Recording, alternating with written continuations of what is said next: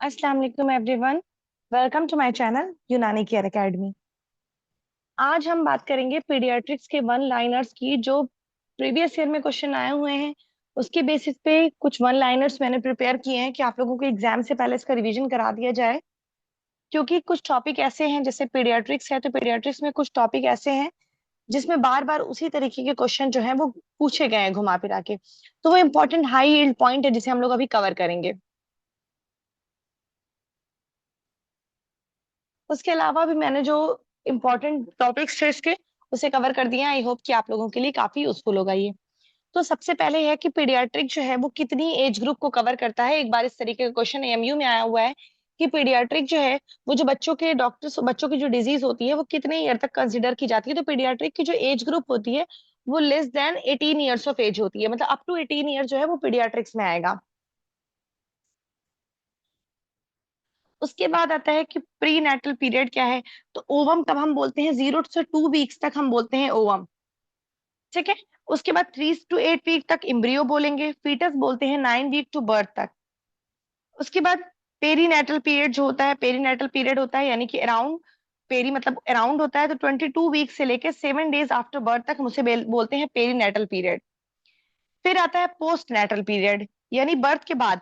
तो इसमें जो होता है नियोनेट्स, नियोनेट्स जो होता है इंपॉर्टेंट होता है। नियोनेट भी एक बार पूछा गया, एएमयू 2006 एंड 2007 में एक क्वेश्चन आया हुआ था जिसमें आपसे पूछा गया था कि नियोनेट किसको बोलते हैं। तो जो फर्स्ट 4 वीक आफ्टर बर्थ होता है यानी फर्स्ट 28 डेज, उसे हम बोलते हैं नियोनेट।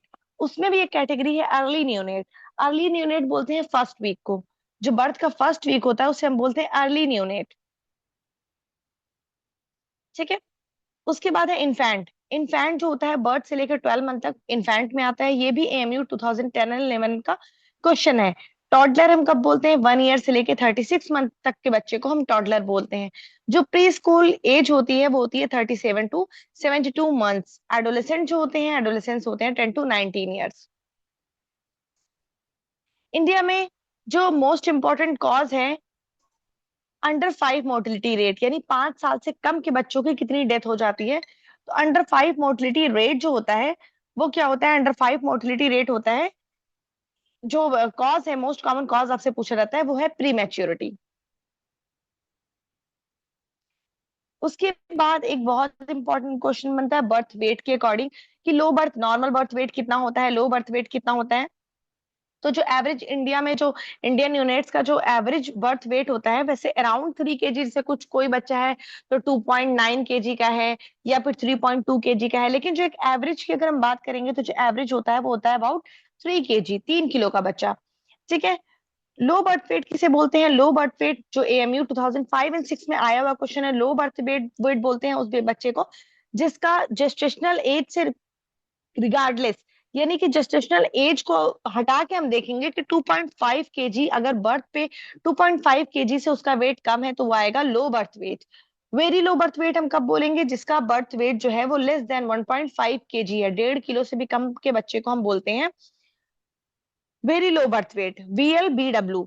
ठीक है। एक आता है एक्सट्रीमली लो बर्थ वेट, अगर 1 किलो से भी कम का बच्चा है। तो एक सीक्वेंस में याद रखिए, नॉर्मल जो एज होती है, वेट होता है नॉर्मल, वो 3 kg होता है। अगर 2.5 किलो से कम का है तो हम बोलेंगे लो बर्थ वेट, 1.5 किलो से कम का है तो वेरी लो बर्थ वेट, और अगर 1 किलो से कम का है तो एक्सट्रीमली लो बर्थ वेट। फिर उसके बाद अगर हम बात करें स्टिल बर्थ किसे कहते हैं, ये भी एक टर्म है, इंपॉर्टेंट है। स्टिल बर्थ हम किसे बोलते हैं, जिनकी जेस्टेशनल एज जो है 28 वीक से ज्यादा हो, और या उनका वेट जो है वो कितना होना चाहिए, उनका वेट जो है वो 1000 ग्राम होना चाहिए बिफोर और ड्यूरिंग बर्थ प्रोसेस। ठीक है। उस पे उनकी डेथ हो जाए, फीटल डेथ अगर इतने पे होती है तो उसे हम बोलते हैं स्टिल बर्थ।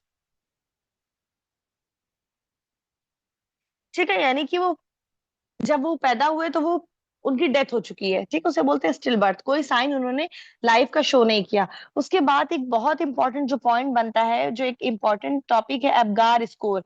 एब्गार स्कोर क्या होता है, एब्गार स्कोर न्यूबॉर्न को एसेस करने का एक तरीका होता है। ठीक है। न्यूबॉर्न को एसेस करते हैं हम उससे, न्यूबॉर्न की कंडीशन। तो सबसे पहले पैदा होने के 1 मिनट पे और उसके बाद 5 मिनट पे किया जाता है। ध्यान रखिएगा, एब्गार स्कोर को कभी हम नियोनेटल रिससिटेशन के लिए यूज नहीं करते हैं। ठीक है। एबगार स्कोर को कंडीशन देखने के लिए न्यूबॉर्न की करते हैं, जिसमें से एबगार में क्या क्या आता है ये इंपॉर्टेंट है। अपीयरेंस यानी उसका कलर देखते हैं, पल्स देखते हैं, ग्राइमेस देखते हैं यानी रिफ्लेक्स की इरिटेबिलिटी, एक्टिविटी और रिस्पायरेशन। ठीक है, ये सारी चीजें देखी जाती है। रिस्पायरेटरी रेट इसमें इंक्लूडेड नहीं है, रिस्पायरेशन देखते हैं। ठीक है, तो नेक्स्ट जो हमारा टॉपिक है, नेक्स्ट जो हमारा पॉइंट है वो होता है कि कितना जो बच्चा होता है वो पैदा होने के बाद कितना वेट जो है वो लॉस करता है। ठीक है, एब्गार स्कोर को आप लोग डिटेल में देख लीजिएगा कि एब्गार स्कोर पे कितना पॉइंट देते हैं। अब चूंकि क्लिनिकल क्वेश्चन आने लगे हैं तो आपसे पूछा जा सकता है कि आपको एक कंडीशन दे दिया, एब्गार स्कोर में कंडीशन उठा के दे दिया, बना के दे दिया कि एक बच्चा है बर्थ पे, वो ऐसा ऐसा है, तो उसका जो एब्गार स्कोर आएगा वो कितना आएगा। तो इस तरह के क्वेश्चन आपसे पूछे जा सकते हैं, तो ये ध्यान रखिएगा। ठीक है, चलिए मैं बता ही देती हूँ। जैसे कि अगर अपीयरेंस की अगर हम बात करें, कलर की बात कर रहा है, तो अगर बिल्कुल ब्लू बच्चा पड़ा है, पेल पड़ा है, तो 0 पॉइंट होगा। अगर पिंक बॉडी है लेकिन ब्लू एक्सट्रीमिटीज है तो 1 पॉइंट होगा। ठीक है, और अगर बिल्कुल पिंक है तो 2 पॉइंट होगा। ठीक है, 0, 1, 2 की कैटेगरी होती है। उसके बाद फिर अगर पल्स जो है वो एब्सेंट है तो 0, अगर पल्स जो है बिलो 100 है तो 1 पॉइंट, अगर 100 से ऊपर है तो 2 पॉइंट। जो ग्राइमेस है, रिफ्लेक्स इरिटेबिलिटी, अगर फ्लॉपी है बिल्कुल बच्चा तो क्या है, 0 पॉइंट होगा। अगर मिनिमल रिस्पॉन्स है, स्टिमुलेशन दे रहे हैं, मिनिमल रिस्पॉन्स है, तब 1 पॉइंट। और अगर अच्छा रिस्पॉन्स है स्टिमुलेशन पे तब 2 पॉइंट्स। अगर मसल टोन बिल्कुल एब्सेंट है तो 0 पॉइंट। अगर फ्लेक्स्ड आर्म और लेग्स है तो 1 पॉइंट, अगर बिल्कुल एक्टिव है तब 2 पॉइंट्स। रिस्पायरेशन अगर एब्सेंट है तो 0 पॉइंट, अगर स्लो है, इरेगुलर है तो 1 पॉइंट, और अगर विग्रस क्राई प्रेजेंट है तो 2 पॉइंट्स देते हैं। ठीक है, तो ये बात हो गई एब्गार स्कोर की। उसके बाद कि जो बच्चा होता है वो बर्थ के बाद कुछ वेट जो होता है वो लूज करता है। ठीक है, तो जो इसका वेट जो लूज होता है वो देखिए 2 बार आया हुआ है, बिहार के एमओ के एग्जाम में भी आया हुआ है और एनआईएम 2006 में भी आया है। 7 to 10 kg जो बॉडी वेट होता है वो बच्चा लूज करता है। ठीक है, उसके बाद वो अपना वेट जो होता है बाद में फिर वो गेन कर लेता है। ठीक है, ये एक्स्ट्रा सेलुलर फ्लूइड होता है जिसको वो लॉस कर देता है। उसके बाद वो अपना वेट कैसे गेन करते हैं, पर डे वो 20 से 40 ग्राम पर डे के हिसाब से फर्स्ट 3 मंथ में गेन करते हैं। ये भी क्वेश्चन आया हुआ है AIAPGT 2020 में। उसके बाद फिर ये इंपॉर्टेंट है कि बच्चे का वेट जो होता है वो डबल कब हो जाता है। तो बच्चे का जो वेट होता है वो 5 मंथ्स पे डबल हो जाता है। बर्थ वेट जो होता है 1 ईयर पे ट्रिपल हो जाता है। और 2 इयर्स की एज पे इसका वेट जो होता है वो 4 टाइम्स हो जाता है। ठीक है, यानी अगर 3 3 kg का बच्चा पैदा हुआ है तो 5 मंथ्स पे जाके कितना हो जाएगा, 6 का हो जाएगा। और 9 kg का हो जाएगा कितना, 1 ईयर पे। ठीक है, तो ये भी क्वेश्चन जो है आया हुआ क्वेश्चन है। एक क्वेश्चन ये भी आया हुआ है कि जब बच्चा पैदा होता है तो उसकी हाइट जो लेंथ होती है, जब बच्चा पैदा हुआ है तो उसकी लेंथ कितनी होगी। तो उसकी जो इंडियन न्यूबॉर्न की जो लेंथ होती है वो बर्थ पे अप्रोक्स 50 सेंटीमीटर होती है। ये भी प्रीवियस ईयर में एमयू में आया हुआ क्वेश्चन है। ठीक है, उसके बाद बात करें अगर हम हेड सरकमफ्रेंस की, कि हेड सरकमफ्रेंस बर्थ पे कितना होता है, आया हुआ क्वेश्चन है ये। 34 सेंटीमीटर होता है। उसके बाद 2 सेंटीमीटर पर मंथ के हिसाब से ये फर्स्ट 3 मंथ बढ़ता है। फिर नेक्स्ट 3 मंथ ये 1 सेंटीमीटर पर मंथ बढ़ता है। और rest of the first year ये 0.5 सेंटीमीटर बढ़ता रहता है। ये भी क्वेश्चन आया हुआ है एनआईएम 2006 में। उसके बाद कुछ इंपॉर्टेंट माइलस्टोन है जो कि आए हुए क्वेश्चन है। इंपॉर्टेंट माइलस्टोन की अगर हम बात करें तो जो नेक होल्डिंग होती है बच्चे की, नेक अपनी कब होल्ड करता है, तो नेक होल्ड करता है 3 मंथ्स पे। ठीक है, 5 मंथ्स पे ये रोल ओवर कर सकता है। ट्राईपॉड फैशन में कब बैठ सकता है, ये भी इंपॉर्टेंट है। 6 मंथ पे ट्राईपॉड फैशन में बैठ सकता है। और मोनोसिलेबल वर्ड्स बोल सकता है जैसे बा दा पा, ये भी बहुत इंपॉर्टेंट है। और 9 मंथ्स पे ये स्टैंड कर जाता है, सपोर्ट के साथ खड़ा हो सकता है। और 22 लेवल वर्ड बोल सकता है जैसे कि दादा मामा बाबा, इस तरीके के भी बहुत इंपॉर्टेंट है। 12 मंथ्स पे ये वॉक कर सकता है लेकिन गिर जाता है, लेकिन खड़ा हो सकता है विदाउट सपोर्ट। ठीक है, 13 मंथ्स के राउंड ये चलना शुरू करता है। उसके बाद नेक्स्ट जो है वो है वीनिंग। वीनिंग क्या होता है, तो वीनिंग जो होता है जिसमें बच्चे को सॉलिड फूड अब इंट्रोड्यूस कराए जाते हैं। ठीक है, उसको सिर्फ मिल्क नहीं दिया जाता। तो जो एक्सक्लूसिवली ब्रेस्ट फीडिंग होती है वो 6 मंथ तक करानी चाहिए, जिसमें बच्चे को पानी वगैरह कुछ भी देने की जरूरत नहीं होती। 6 मंथ तक एक्सक्लूसिवली ब्रेस्ट फीड कराते हैं, फिर 6 मंथ के बाद हम उसकी वीनिंग स्टार्ट करते हैं। तो वीनिंग कब स्टार्ट होनी चाहिए, 6 मंथ पे यानी 180 डेज में, क्योंकि ब्रेस्ट मिल्क जो होता है वो सफिशियंट नहीं होता कि अब इन्फेंट की एनर्जी को वो, और जो उसकी रिक्वायरमेंट है उसको वो सफिशियंट उसके लिए नहीं होता। तो और ब्रेस्ट मिल्क दिया कब तक जाता है, 2 इयर्स ऑफ एज तक। देखिए एक्सक्लूसिवली अगर बात किया जाए कि एक्सक्लूसिवली ब्रेस्ट फीड कब तक कराया जाना चाहिए, तो 6 मंथ तक। और लेकिन इसे 2 इयर्स तक एज ऑफ तक दिया जा सकता है, लेकिन फिर उसके बाद फूड के साथ दिया जाता है। उसके बाद एक कंडीशन होती है कि बच्चे को न्यूनेट जो पैदा हुआ, जब बच्चा पैदा हुआ न्यूबॉर्न, तो उसका एस्फिक्सिया हो गया, उसकी वजह से हाइपोक्सिक इस्केमिक इंसेफेलोपैथी डेवलप हो गई, जिसकी वजह से सीजर कन्वल्जन आता रहता है। तो ये भी जो है DU 2013 का क्वेश्चन है। उसके बाद दो कंडीशन होती है, कैपेट सक्सिडरम और सेफाल हेमाटोमा। ये भी आया हुआ क्वेश्चन है। कैपेट सक्सिडरम क्या होता है? ये बिल्कुल सॉफ्ट सी स्वेलिंग होती है। ठीक है, सॉफ्ट स्वेलिंग होती है। ये एडिमा है, डिफ्यूज एडिमा है, जो कि सूचर लाइन को क्रॉस करता है। ये यूजली जो होता है रिजॉल्व कर जाता है फ्यू डेज में, इसलिए कोई ट्रीटमेंट रिक्वायर्ड नहीं होती। फिर है सिफेल हेमाटोमा। सिफेल हेमाटोमा जो होता है वो ब्लड कलेक्शन होता है, जो कि सूचर लाइन को क्रॉस नहीं करता। ध्यान रखिएगा, ये सूचर लाइन को क्रॉस कर जाता है, सूचर लाइन को क्रॉस नहीं करता, और ओवर वीक से रिजॉल्व कर जाता है। ठीक है, फिर नेक्स्ट है अंडर न्यूट्रिशन। तो अंडर न्यूट्रिशन में हमें तीन चीज पता होनी चाहिए। अगर अंडर वेट होगा बच्चा, तो इसका जो एज के अकॉर्डिंग इसका जो वेट होगा वो कम होगा। जितनी इसकी एज है उसके हिसाब से जितना इसका वेट होना चाहिए वो कम होगा। स्टंटिंग हम कब बोलेंगे? स्टंट कब बोलेंगे? स्टंटिंग जब एज के हिसाब से उसकी हाइट कम है। और वास्टिंग कब बोलेंगे? जब लो वेट है, हाइट के अकॉर्डिंग जितनी उसकी हाइट है उसके हिसाब से उसका वेट कम है। उसके बाद देखिए, प्रोटीन एनर्जी माल न्यूट्रिशन से बहुत ज्यादा क्वेश्चन पूछे जाते हैं, कई बार आया हुआ क्वेश्चन है। मेरिस्मस एंड क्वाशियरकर, ये प्रोटीन एनर्जी माल न्यूट्रिशन के टाइप है। एक बार ये भी क्वेश्चन आया हुआ है NIM 2009 में। उसके बाद हम बात करेंगे मेरिस्मस की। दोनों की बात करेंगे, एक बार मेरिस्मस की फिर क्वाशियरकर की। तो अगर हम मेरिस्मस की बात करें, तो मेरिस्मस में ध्यान रखिएगा, उसको याद रखने का तरीका है कि मास इज मिसिंग मेरिस्मस में। तो ये क्वेश्चन आया हुआ है। ठीक है, उसके बाद इसमें क्या होता है कि टोटल कैलोरीज की, एनर्जी की और प्रोटीन की डिफिशियंसी हो जाए, तो कॉमनली ये इन्फेंट में देखने को मिलता है। ठीक है, इसमें बच्चा कैसा देखने को दिखाई देगा? स्किन एंड बोन, बिल्कुल हड्डी चमड़ा दिखाई देगा। सीवियर वास्टिंग प्रेजेंट रहेगी, और जो उनका स्किन के नीचे का बीनीथ स्किन सबक्यूटेनियस फैट जो होगा वो एब्सेंट होगा। इसमें कोई एडिमा नहीं दिखाई देगा। बच्चा बिल्कुल सूखा हुआ दिखाई देगा, बिल्कुल दुबला पतला सूखा हुआ हड्डी चमड़ा बच्चा। ठीक है, नो एडिमा, ध्यान रखिएगा, इसमें कोई एडिमा प्रेजेंट नहीं होता। ये बहुत बार पूछा जाता है। तो इसमें चूंकि सबक्यूटेनियस फैट का लॉस हो गया है, तो बिल्कुल बूढ़े के जैसे, बूढ़े के चेहरे पे झुर्रियां आ जाती हैं, वैसा चेहरा दिखाई देगा, मंकी फेसिस। इसमें एपेटाइट जो होगी यूजुअली गुड रहेगी। सीवियर मसल वास्टिंग जो है प्रेजेंट है। एल्बुमिन जो होगा नॉर्मल रहेगा या माइल्डली डिक्रीज होगा, फैटी लीवर वगैरह नहीं होगा। प्रोग्नोसिस जिसकी है कंपेरेटिवली बेटर है। सीवियर वास्टिंग है, कोई एडिमा नहीं है, तो ये मेरेस्मस होता है। इसको इंपॉर्टेंट पॉइंट है, इसको बिल्कुल दिमाग में बिठा लीजिएगा, कोई एडिमा इसमें प्रेजेंट नहीं होता। अब हम बात करेंगे क्वाशियोरकर की। तो क्वाशियोरकर की जब हम बात करते हैं कि क्वाशियोरकर, तो क्वाशियोरकर में ध्यान रखिएगा, बिल्कुल बच्चा फूला फूला सा दिखाई देता है। ये जो होता है मेनली प्रोटीन डिफिशियंसी की वजह से होता है। ठीक है, मेनली इसमें क्या देखने को मिलता है? Protein deficiency. ठीक है, एडिक्वेट कैलोरी इनटेक होता है लेकिन प्रोटीन डिफिशियंसी होती है। तो ये वीनिंग के बाद देखने को मिलता है। इसमें बच्चा कैसा दिखाई देता है? जब प्रोटीन की डिफिशियंसी होगी बॉडी में, तो एडिमा प्रेजेंट होगा।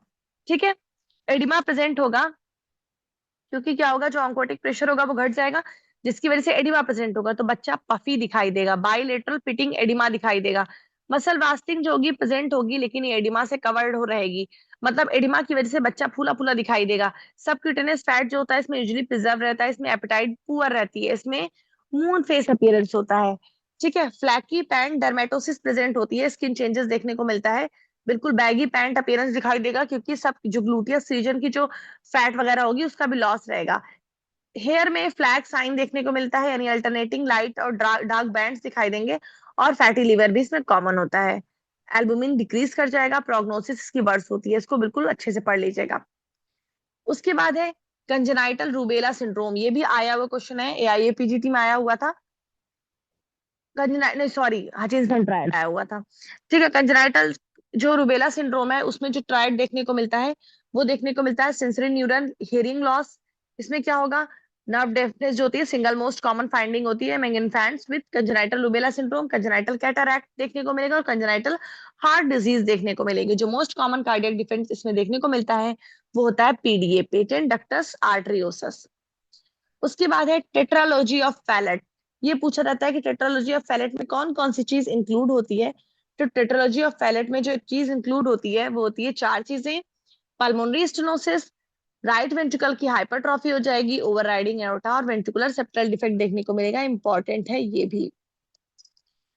उसके बाद फिर देखिए, जो टीथ का इरेप्शन होता है, तो टीथ का इरेप्शन अलग अलग बुक में अलग अलग दे रखा है। लास्ट टाइम जो क्वेश्चन आया हुआ था वो घई और पार्क कहीं से भी मैच नहीं कर रहा था। ठीक है। तो इसको मैंने क्या किया है कि किसी दूसरी डेंटल की बुक से लिया हुआ है। ठीक है। तो जो देखिए, दो तरीके के टीथ होते हैं। डेसिडुअस जो टीथ होता है, एक होता है टीथ जो होता है वो होता है मिल्क टीथ, एक होता है परमानेंट टीथ। ठीक है। तो इसमें ये चार्ट आपको दे रखी है, इस चार्ट का आप लोग स्क्रीनशॉट ले लीजिएगा, इसे एक दो बार देख लीजिएगा। ठीक है। सबसे पहले निकलने वाला टीथ कौन सा होता है, सबसे लास्ट में निकलने वाला टीथ, सबसे परमानेंट टीथ में सबसे पहले कौन सा टीथ निकलता है, ये सब इंपॉर्टेंट इसमें होता है। ठीक है।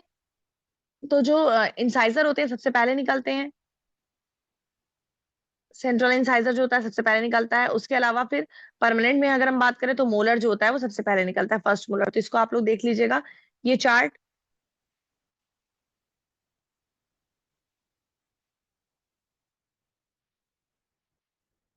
उसके अलावा कुछ जो प्रीवियस ईयर के क्वेश्चन आए हुए हैं वो भी हम देख लेते हैं कि अगर कुछ मिस हुआ है तो उसे हम बता देते हैं। ठीक है। जैसे एक आया हुआ था कैपेट सक्सीडेनम नीड्स, तो इसका कोई ट्रीटमेंट रिक्वायर्ड नहीं होता, हमने पढ़ लिया है। ठीक है। मैरस्मस किसकी वजह से होता है, प्रोटीन डिफिशियंसी की वजह से, ये भी हमने पढ़ लिया है। विटामिन के का जो इंजेक्शन दिया जाता है वो क्यों दिया जाता है, तो विटामिन के का इंजेक्शन किस लिए दिया जाता है, हेमोरेजिक डिजीज को प्रिवेंट करने के लिए दिया जाता है विटामिन के का इंजेक्शन। बाकी देखिए, इसमें इम्यूनाइजेशन जो है वो इंपॉर्टेंट है। तो इम्यूनाइजेशन इसलिए मैंने यहाँ पे कवर नहीं किया क्योंकि इम्यूनाइजेशन को बहुत ज्यादा हम लोग कहाँ पढ़ लेते हैं, इम्यूनाइजेशन को हम लोग बहुत ज्यादा पढ़ लेते हैं पीएसएम में। ठीक है। तो इम्यूनाइजेशन भी आपको अच्छे से देखना है। उसके अलावा जो डिजीज है इन्फेक्शियस डिजीज, वो भी पीएसएम का पार्ट है, उसे भी डिटेल में पढ़ लेते हैं। तो उसे भी मैंने यहाँ पे कवर नहीं किया हुआ है, तो इसे भी आप लोग देख लीजिएगा, जरूर से देख लीजिएगा। उसके अलावा जो कुछ कुछ क्वेश्चन है, कभी कभी आप जाके थोड़ा क्लिनिकल प्रेजेंटेशन भी पूछ लेता है, तो उसको भी आप लोग ध्यान रखिएगा। क्लिनिकल प्रेजेंटेशन भी, जैसे कि हिमचूरिया का जो बच्चों में बहुत कॉमनेस्ट कॉज है, तो ग्लोमेरुलर नेफ्राइटिस होता है पोस्ट इन्फेक्शियस, वो बहुत ज्यादा कॉमन है। मोनोसिलेबल वर्ड बच्चा कब प्रोड्यूस करता है, हचिंसन ट्रायड कहाँ देखने को मिलता है, लेट कंजेनाइटल सिफिलिस में। तो इस तरीके के क्वेश्चन जो है आए हुए हैं। फॉन्टेनेल से क्वेश्चन पूछा जाता है कि फॉन्टेनेल जो होता है वो कब क्लोज होता है। तो फॉन्टेनेल जो होते हैं, वैसे तो ह्यूमन स्कल में जो होते हैं वो कितने फॉन्टेनेल होते हैं, 6 फॉन्टेनेल होते हैं। ठीक है। ये भी क्वेश्चन जो है इंपॉर्टेंट है फॉन्टेनेल का। तो जो एंटीरियर फॉन्टेनेल होता है वो 12 to 18 मंथ्स पे, और पोस्टीरियर फॉन्टेनेल 6 to 8 वीक पे जाके क्लोज होता है, ये भी इंपॉर्टेंट है। ठीक है। तो ये भी क्वेश्चन जो होता है कभी कभी पूछ लिया जाता है। ठीक है। तो इसमें सारे टॉपिक थे जिसे आप लोग देख लीजिएगा। जो टॉपिक मैंने बताया इम्यूनाइजेशन और जो इन्फेक्शियस डिजीज है उसे मैंने यहाँ पे इंक्लूड नहीं किया है। आई होप कि आप लोगों के लिए यूजफुल होगा।